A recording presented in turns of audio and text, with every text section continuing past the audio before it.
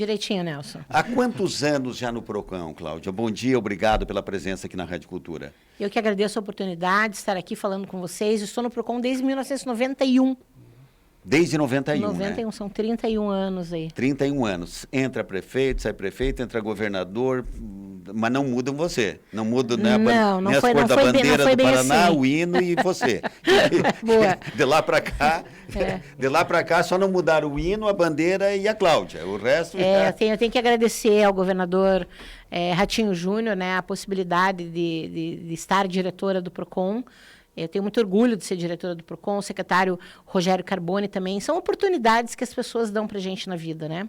A vida não é justa para todo mundo, nem todo mundo tem as mesmas oportunidades.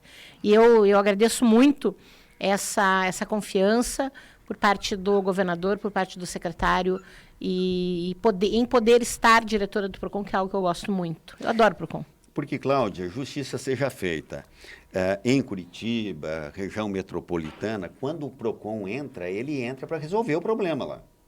Lá resolve o problema. Não vai ter possibilidade de uma multa, se não atender em 90 dias, não sei o quê, e aí pode, quem sabe, isso e aquilo, e daqui a pouco se perde, e cadê a solução? E a solução não chega. Lá é muito atuante. Além da tua presença física, o que faz com que tenha essa efetividade lá em Curitiba, Cláudia? Eu acho que esse contato que a gente faz com a população, né? Um dos aspectos relevantes aí da proteção do consumidor é a informação, é a educação do consumidor, as pessoas saberem quais são seus direitos, exigirem os seus direitos. O comportamento do consumidor acaba pautando o comportamento do fornecedor, né? Um fornecedor, por exemplo, que se depara com um consumidor informado, ele tem uma outra conduta. Claro que isso nem sempre é o suficiente, mas é importante que em 30 anos aí do Código do Consumidor, o Código do Consumidor é de 90, né, 32 anos de Código do Consumidor, o mercado mudou muito, melhorou muito. Precisa mudar, precisa melhorar mais, mas melhorou bastante. Então, acho que é uma soma de vários fatores, né?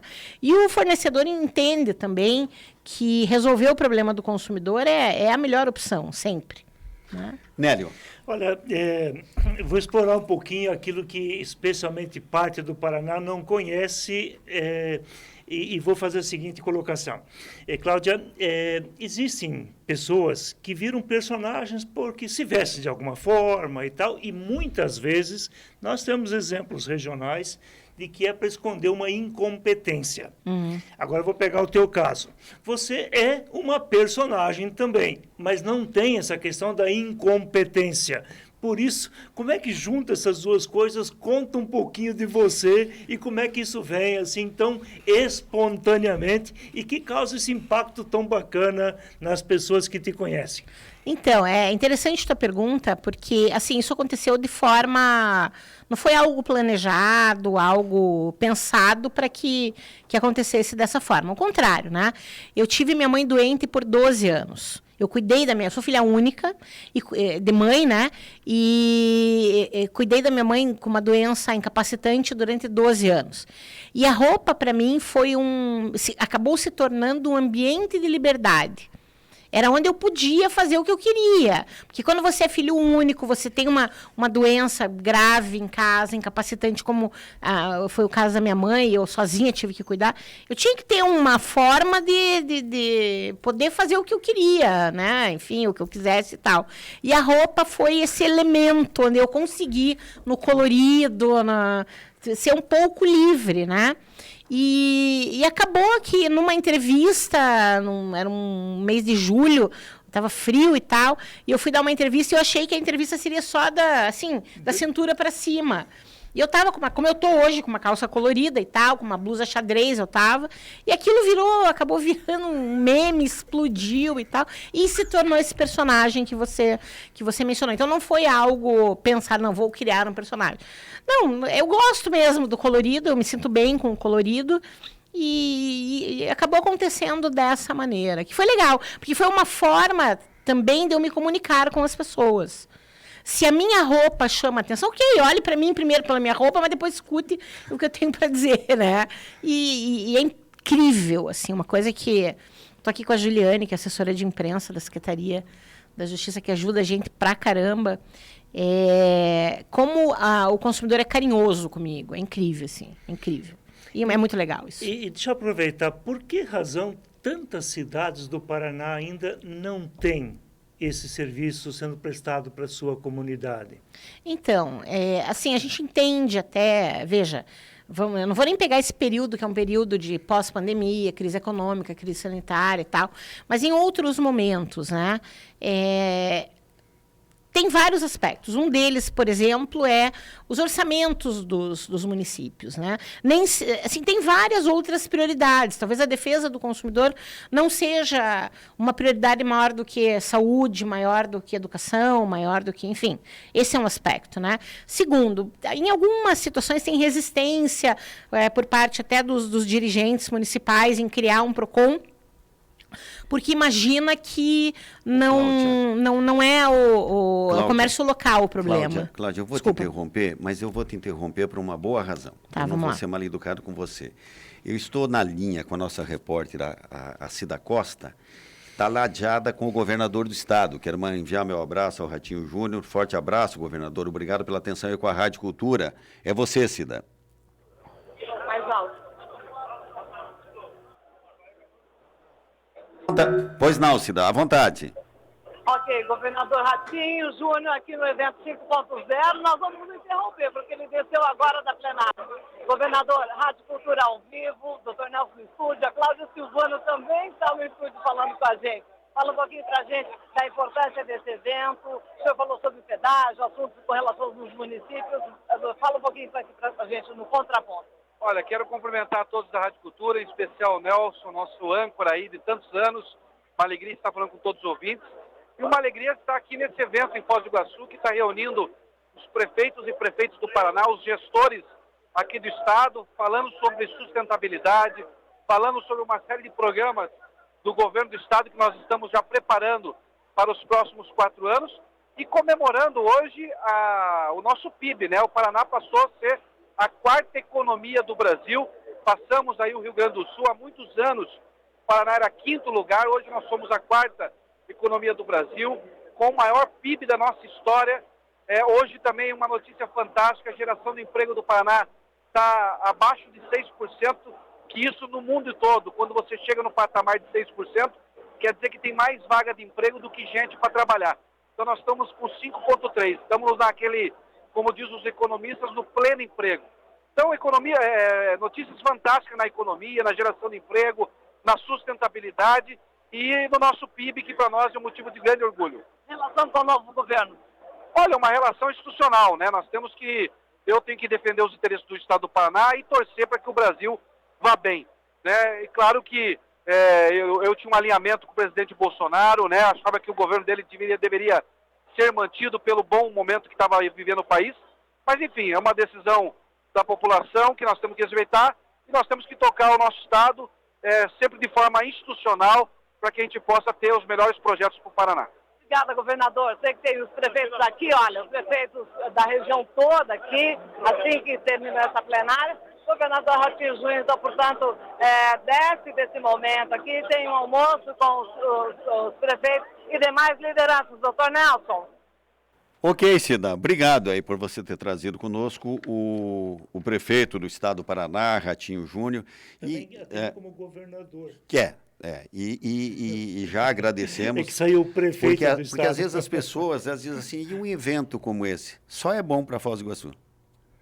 É maravilhoso, né? Porque eles perguntam, mas o que o governador vai tá trazendo aqui para Foz do Iguaçu? Agora vai almoçar. Não tem almoço de graça, né? O Rafaim está vendendo esse almoço lá, vai ter prefeitos, assessores de prefeitos, enfim, e o prestígio que dá ao município, à região aqui. E talvez principalmente os temas que estão sendo abordados, né? Claro. Com as suas consequências. Voltemos com a Cláudia. Cláudia, completa o teu raciocínio. Então, não é isso, né? Acho que acabou se tornando um personagem por conta dessa circunstância toda. E é muito legal, eu acho que tá valendo, tá ótimo. O Dante, antes do intervalo comercial, o que você quer perguntar para a Cláudia? Eu quero saber É muita experiência, né? Desde 91, 92? 91. O Código de Defesa do Consumidor é de 90. 90. Isso. Então, olha só quanta coisa acompanhou dessa mudança, né? Talvez na América Latina, o Brasil hoje tenha o código mais avançado. Acho que é um dos mais avançados do dos mundo, mais- Do né? mundo. Eu acho que- Inspirou legislações para o mundo. Eu acho que perde ainda para os Estados Unidos, por exemplo, na questão do lei do consumidor. Lá é muito menos burocrático, né? Lá o cliente tem sempre a razão para tudo. Ele pode usar 2 anos no negócio, ele vai na loja, quer trocar, eles trocam, devolve dinheiro.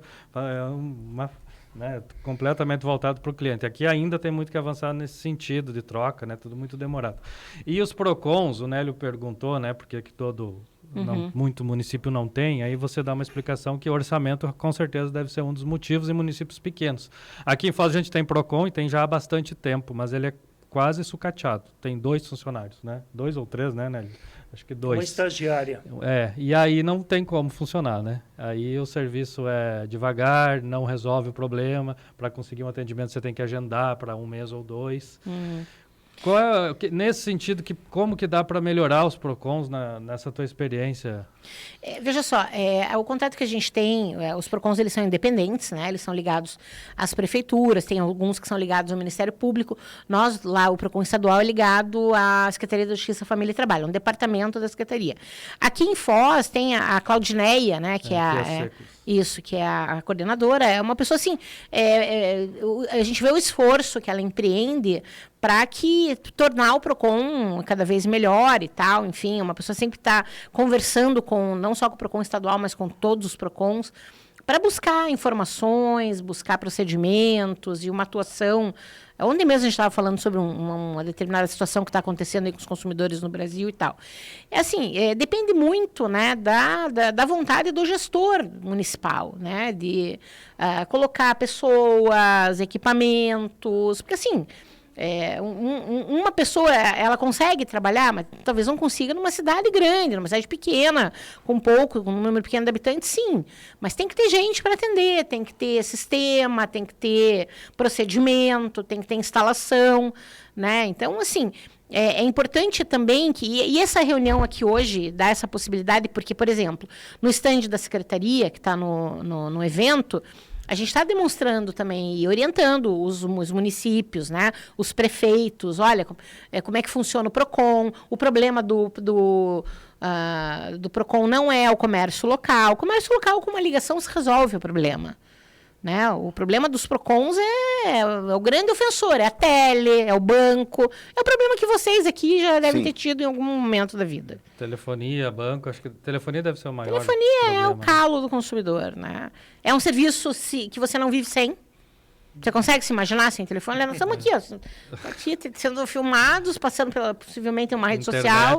Né? Internet. São serviços complexos. O aparelhinho que está na mão de cada um de nós aqui é uma extensão do corpo, quase. Você trabalha por ele, você se diverte por ele, enfim, né? Então, acho que é isso. Essa questão é super relevante, mas a gente tem que entender como é que as coisas funcionam. O município XYZ tem recurso para a criação do PROCON? Né? Tem como ter uma estrutura?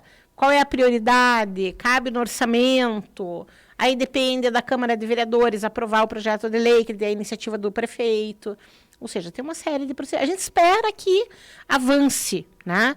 Que os PROCONs sejam cada vez mais estruturados, porque é um serviço interessante para o consumidor, é um serviço importante para o consumidor. O PROCON estadual, como responsável pela política estadual de defesa do consumidor, dá todo o suporte procedimental, informacional para os PROCONs municipais, né? Para que os PROCONs municipais funcionem. Assim, a gente fica numa conversa de noite. É de noite, gente de PROCON conversando. Como é que faz isso? Como é que faz aquilo? Estamos com um caso assim, assado, cozido. Como é que resolve? Tem um contato da empresa XYZ para resolver o problema de um consumidor. Esse é o nosso dia a dia. Se o PROCON não atua, muita coisa vai parar na vara civil, né? E acaba ali abarrotando também o processo. Sim. Que poderia ser resolvido num PROCON. Eu acho que poderia, acho que deve ter muito fornecedor que ouve o programa também, né? Então, assim, muitos fornecedores têm que começar a entender que tem que resolver o problema dentro de casa.